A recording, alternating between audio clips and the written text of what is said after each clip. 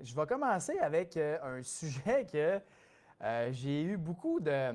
C'est parce que, tu sais, quand on met des clips sur les réseaux, là, tu sais, je le savais très bien en le faisant que ça allait créer ça, mais c'est parce que quand on met des clips, on n'a pas toutes les perspectives, tu sais, parce que c'est un clip de, mettons, 30 ou 45 ou des fois 60 secondes. Puis des fois, il y a un contexte de 5 minutes avant ou 5 minutes après, tu sais, que j'explique d'autres affaires. Puis là, ben, il y a juste le clip de 60 secondes. Fait que là, des fois, ça peut porter à confusion parce qu'on n'a pas tout le contexte. Puis une des choses que j'ai vu qu'il y avait beaucoup des fois de peut-être d'incompréhension ou de gens qui étaient vraiment comme c'est les REER. OK? Donc, les REER, souvent, puis ça, c'est tout le temps. Je veux dire, n'importe qui travaille en finance le sait. Là, les REER, il y a tout le temps des affaires à remettre au clair parce qu'il y a plein de mythes, plein de croyances. Puis là, les gens sont comme ah, c'est pas bon, on repaye de l'impôt plus tard. Puis là, ah, les REER, c'est le gouvernement s'il nous vole. Puis nanana, nanana. Puis c'est comme c'est de la merde parce que tu sauves l'impôt au début, mais t'en repayes. Puis tu sais, il y a des choses que je veux juste prendre le temps de remettre au clair rapidement parce qu'il y en a plein qui savent c'est quoi les REER. Puis tout, là, mais tu sais, dans le fond, là, je veux juste donner la règle du pouce, OK, ce pouce-là. La règle du pouce du REER, OK, c'est que quand ton taux d'imposition il est plus élevé quand tu cotises dedans versus que quand tu le sors, le REER est plus avantageux, mettons, que le CELI ou que d'autres véhicules parce que tu vas te chercher une économie d'impôt que tu refais travailler pour toi, puis après ça, quand tu ressors de l'argent plus tard, tu payes moins d'impôts. Fait que je te donne un exemple, OK? Mettons là, que tu as pris un REER, puis tu as pris 10 000, puis tu as sauvé 5 000 d'impôts. Bien là, tu as eu un retour d'impôt de 5 000. Fait que mettons que tu l'as fait fructifier cet argent-là, bien là, tu as 15 000 qui travaillent pour toi. Mettons que tu as mis ton 5 000 dans ton CELI, par exemple, OK? Mais là, quand tu vas le sortir plus tard, là, ton REER, là, si ton taux d'imposition, mettons que tu es stratégique, puis il est supposons à 30 OK? Mettons. Bien là, si ton taux d'imposition il est à 30 quand tu vas ressortir ce 10 000-là de REER, le gouvernement qui t'a donné 5 000 au début quand tu l'as cotisé, il va te redemander juste 3 000 au lieu de 5 000. Fait que tu vas avoir gardé un 2 000 quand tu vas le ressortir. Fait que c'est ça l'objectif du REER, c'est de payer moins d'impôts plus tard quand tu le sors parce que tu es stratégique. Puis oui, c'est sûr qu'il y a des places que, mettons, que tu as des fonds de pension puis tout le kit, que ton revenu va continuer d'être élevé plus tard. Bon, OK, c'est correct, je comprends que c'est moins, mettons, avantageux que l'exemple que je viens de donner là, mais reste que si ton taux d'imposition est plus bas quand tu le sors parce que tu es stratégique que quand tu as cotisé, le REER, c'est super avantageux pour la raison que je viens de dire. Si ton taux d'imposition est égal quand tu cotises puis quand tu le sors plus tard, bien, ça revient au même que le CELI. Parce que, mettons que tu as dit, OK, j'ai mis, mettons, 10 000, puis je l'ai fait fructifier, je ressors mon argent, je vais payer de l'impôt, tout. Bien, tu sais, mettons, on va faire un exemple. OK? Mettons que tu prends 10 000, tu reçois 5 000 de retour d'impôt. OK? Dans 10 ans, ben, ton 5 000, tu l'as mis dans ton CELI. OK? Fait que, mettons que tu as 15 000 qui fructifient pendant ce temps-là. Bien là, ça veut dire que dans 10 ans, tu vas avoir 30 000, 20 000 dans ton REER, 10 000 dans ton CELI. OK? Mettons que ça s'est doublé en 10 ans. OK, exemple.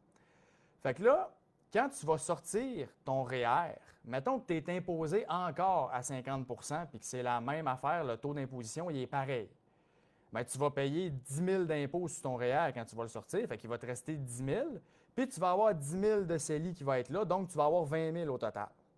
Mais si tu avais juste mis 10 000 dans ton CELI au départ, parce que tu dis le REER, c'est de la merde, puis que tu n'as pas le retour d'impôt quand tu cotises dedans, bien, quand tu vas arriver dans 10 ans, tu vas avoir 20 000. Tu vas le sortir, tu ne seras pas imposé. Fait qu'au final, tu vas avoir exactement la même affaire que si tu avais eu ton retour d'impôt et que tu l'avais cotisé parce que ton taux d'imposition, tu l'avais mis dans ton CELI, parce que ton taux d'imposition, il est le même quand tu le sors. Fait que ça revient au même, dans le fond. Mais si ton taux d'imposition il est plus bas, bien là, sur ton 30 000 que tu vas sortir dans 10 ans, il va te rester peut-être genre 14 000 en tout et partout. Ouais, c'est ça, au lieu de. Excuse, il va te rester peut-être 22 000, excuse, en tout et partout, 24 000 au lieu de 20 000, comme je disais au début. Fait que c'est pour ça que ce qu'il faut retenir, c'est pas compliqué. Je le répète, si ton taux d'imposition il est plus haut quand tu cotises que quand tu sors, le REER il est avantageux. Si c'est la même affaire au moment de cotiser puis de retirer, ça revient au même que le CELI. Si ton taux d'imposition est plus élevé que quand tu as cotisé, ce qui est plus rare, mais ça peut arriver, bien là, le REER est moins avantageux. Mais dans la majorité des cas, ton taux d'imposition va être pareil ou plus bas. Si tu es stratégique, il va être plus bas. Donc, le REER va être payant. OK? Fait que c'est ça que des fois, c'est dur d'expliquer en 30 secondes dans un clip, puis que là, les gens, ils écoutent même pas des fois le vidéo complet, puis ils disent REER, ils se barrent tout de suite. Mais c'est parce qu'il y en a qui peuvent se priver des fois de belles stratégies qu'ils peuvent avoir à cause qu'ils n'utilisent pas la fiscalité comme il faut. Puis ça, bien, ça en est un exemple. Le REER, je l'ai tout le temps dit, c'est le plus mal aimé des véhicules de placement parce que c'est le plus mal compris. C'est juste ça. OK? Fait que ça, c'est une des affaires que je voulais mettre au clair. Après ça, ben, je vais profiter s'il y en a des fois qui. OK, ben ouais, qui ça, des questions, je vais y aller tout de suite dans les commentaires là, puis après, je vais aller dans les autres affaires. J'aimerais que tu dises ça, c'est ça. Que penses-tu des REER de conjoint? REER de conjoint, c'est super, super avantageux dans la situation suivante. OK? Le principe du REER de conjoint, c'est que tu as le conjoint cotisant, que quand la personne, mettons, exemple, non, je vais commencer avec ça. OK? Tu as le conjoint, mettons, cotisant, que c'est lui qui va sauver l'impôt quand il cotise dedans. Puis, tu as la personne qui est propriétaire du REER, que c'est cette personne-là à qui les REER appartiennent, puis qui va être imposée quand tu vas sortir l'argent. Fait que l'objectif du REER de conjoint, c'est de diminuer l'impôt pour un couple. OK? Fait que par exemple, mettons qu'on va faire un exemple classique, genre famille traditionnelle, il y a plusieurs années. Mettons que monsieur gagne 150 000 par année, puis madame reste à la maison, puis elle n'a pas de revenus, ou pour s'occuper des enfants, puis de la famille, puis tout ça, ou elle gagne vraiment peut-être juste 25-30 000 par année. Fait qu'elle ne paye pas beaucoup d'impôts, elle n'a pas un gros taux d'imposition, elle n'a pas beaucoup de salaire. Bien là, monsieur, s'il prend des REER à lui, quand il va ressortir ses REER plus tard, mettons qu'il y a un fonds de pension puis tout, bien là, il va être imposé peut-être à 40-45 d'impôts, dépendamment c'est quoi son fonds de pension puis ses placements puis tout le kit. Tandis que si c'est madame qui sort les REER plus tard, parce que ça a été pris en REER de conjoint, bien là, elle va peut-être payer juste 25 d'impôts en le sortant ou peut-être même zéro, dépendamment c'est quoi le revenu imposable de madame quand elle fait des retraits puis tout. Fait que bref, l'objectif, c'est de dire monsieur prend les REER au nom de madame, fait qu'il sauve, exemple, 50 d'impôts parce qu'il gagne 150 000 par année, fait qu'il a un gros salaire, fait qu'il sauve 50 d'impôts. Puis quand madame va ressortir ses REER plus tard, bien là, elle va juste payer 25 fait que là, en couple, ils vont garder 25 de plus dans leur poche. Fait que c'est excellent de faire ça. Si les revenus sont pareils, mettons les deux gagnent 100 000, bien, ça ne donne rien de prendre des REER de conjoint, c'est la même affaire. Fait que c'est vraiment quand il y a une disparité entre les revenus que le REER de conjoint vaut la peine. Puis c'est sûr qu'il faut quand même bien s'entendre avec le conjoint et avoir les mêmes objectifs parce que si le monsieur a cotisé à madame tout le temps, puis mettons, ils ne sont pas mariés, bien, les REER ne sont pas splittés. Quand c'est marié, c'est splitté. Fait que ça fait partie du patrimoine familial, donc il n'y a pas de casse-tête. Mais mettons que les gens ne sont pas mariés, bien, les REER à madame ne sont pas sont à madame. Donc, monsieur, lui, il ne retrouve rien. Fait qu'il faut juste s'assurer que monsieur comprend bien que les REER sont à madame, puis de savoir ce que ça implique, autrement dit. Puis si tout est beau, bien, fiscalement parlant, puis ils restent toute leur vie, puis ils ne se séparent jamais, ils restent toute leur vie ensemble, bien, c'est sûr que ça, c'est super avantageux d'avoir des REER de conjoint. Je vais redescendre, je vais aller retrouver les commentaires. OK, bon, c'est bon. Si j'ai un REER...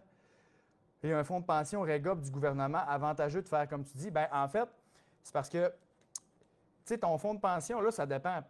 C'est ma réponse classique, là, ça dépend, là, mais c'est ça pareil. C'est parce que, oui, tu as un fonds de pension, mais tu vas-tu l'avoir tout le temps? Parce que des fois, il y en a qui ont des fonds de pension, mais tu sais, ils n'auront peut-être pas la rente maximale parce qu'ils vont arrêter de travailler à leur job en plein milieu puis ils vont faire d'autres choses. Fait que, tu sais, ça se peut que tu n'aies pas le plein fonds de pension. Ça, c'est la première affaire. Puis même si tu as ton plein fonds de pension, bien, combien il va te payer? Parce que si ton fonds de pension, il te paye. Puis, tu sais, comme je disais, au pire, anyway, des droits REER, quand tu as un gros fonds de pension, tu n'en accumules pas tant que ça. Puis, si, mettons, tu en cotises des REER, puis ton taux d'imposition, il est à peu près pareil, bien, tu sais, comme je disais tantôt, tu n'as rien perdu. Genre, tu comprends? Au pire, ça revient au même. Mais si ton taux d'imposition est un peu plus bas, bien, tu vas en avoir fait un peu. Fait que c'est pour ça que, tu sais, dans le fond, les REER, où ce que ça peut être, mettons, on va dire négatif, c'est si à la retraite, tu n'es pas stratégique dans ton décaissement, puis tu ne checkes pas tes affaires comme il faut, puis que là, tu décaisses des REER en plus de toutes tes autres affaires, puis que là, ça te fait perdre, mettons, des crédits ou des choses que tu pourrais avoir droit parce que tu es rendu avec trop de revenus imposables, mettons. C'est ça qui peut arriver. Mais les REER aussi, ce que les gens oublient des fois, là, parce que, tu sais, il y en a qui disent, ah, les REER, plus tard en retraite, c'est poche parce que là, j'ai payé de l'impôt puis tout le kit, mais c'est parce que il y en a beaucoup là-dedans que quand ils ont reçu leur retour d'impôt, au lieu de l'investir, ils sont allés le dépenser. Puis ils se sont achetés, mettons, un skidoo flambant neuf à 10-15 000, exemple. Puis là, ça fait 20 ans qu'ils ont dépensé pour le skidoo, mais ils ont oublié que quand ils ont reçu le retour d'impôt, ils sont allés s'acheter un skidoo, puis là, après, ils chialent qu'ils repayent de l'impôt. Mais c'est comme, ouais, mais tu ne l'aurais pas eu, ton skidoo, si tu n'avais pas eu le retour d'impôt. Tu sais, tu comprends? Fait que comme les gens, ils savent combien ils payent quand ils sortent, mais ils oublient ce qu'ils ont eu puis ce qu'ils ont fait avec s'ils ne l'ont pas investi. Fait que c'est sûr que pour maximiser la stratégie du REER puis maximiser l'utilisation du REER, il faut que tu réinvestisses tes retours d'impôt. C'est sûr que si tes dépenses, c'est pas autant optimal que si tu es réinvesti puis que tu es fait travailler, puis comme on disait tantôt, mettons avec le CELI, puis tout, là que c'est vraiment optimal puis payant. Fait que même quelqu'un qui a un fonds de pension, comme je disais, à cause de tous les facteurs qu'on ne sait pas, ton fonds de pension, si tu vas l'avoir au complet, nanana, tu sais, là, je ne sais pas t'es où dans ta carrière, je ne sais pas t'es rendu où. Fait que, tu sais, là, je te réponds de même à travers mon chapeau, là. Mais bref, d'avoir des REER et de maximiser ça, c'est juste un outil de plus qui va te permettre d'avoir des options de plus parce que tes REER, tu n'es pas obligé non plus de les sortir juste à ta retraite. Ça, c'est un autre point que les gens, des fois, ils oublient. C'est comme, tu sais, tu peux te prendre, exemple, une année sabbatique ou 2 années sabbatiques avant de dire je suis officiellement en retraite. Puis là, commencer à décaisser tes REER, mettons, puis là, payer moins d'impôts dans les premières années avant que tu commences à déclencher ton fonds de pension. Tu sais. C'est du cas par cas, mais il y a des gens pour qui ça pourrait être avantageux, mettons, de faire ça parce qu'ils n'ont plus besoin de travailler. Ils pourraient prendre leur retraite tout de suite, mais ils disent ah, ben pour genre payer moins d'impôts sur mes REER, ben je vais comme prendre une couple d'années off, puis je vais. Parce que je n'ai pas besoin de mes revenus de travail des 2 prochaines années anyway. Fait que je vais juste comme décaisser mes REER dans des années où ce que mes revenus ne seront pas élevés puis que je n'ai pas encore mon fonds de pension puis tout. Fait que, tu sais, là, ce que je dis là, c'est du général, OK? C'est tout le temps du cas par cas, puis il faut que tu le fasses checker par quelqu'un qui s'accroche là-dedans puis qui va te faire un plan de décaissement puis il va tout regarder tes affaires. Mais c'est juste pour comprendre qu'il y a beaucoup de choses à faire avec le REER et avec tous les véhicules fiscaux. Fait que quand tu as plein de véhicules fiscaux différents, puis tu as plein d'investissements, bien, ça te fait juste te donner plein d'options pour être créatif, puis justement t'avantager au maximum. Fait que c'est juste ça qu'il faut retenir dans le fond. Ça fait juste te donner des options de plus.